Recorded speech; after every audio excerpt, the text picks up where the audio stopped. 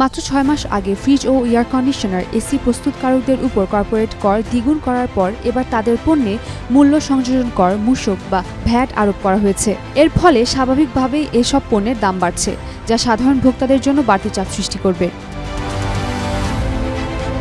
সোমবার বিকেলে অন্তর্বর্তীকালীন সরকারের অর্থ উপদেষ্টা ডক্টর সালেউদ্দিন আহমেদ আগামী ২০২৫-২৬ অর্থ বছরের বাজেট প্রস্তাব উপস্থাপন করেন। এর আগে দুপুরে প্রধান উপদেষ্টার সভাপতিত্বে উপদেষ্টা পরিষদের বিশেষ বৈঠকে ২০২৫-২৬ অর্থ বছরের ৭,৮৯,৯৯৯ কোটি টাকার বাজেট প্রস্তাবনা অনুমোদিত হয়।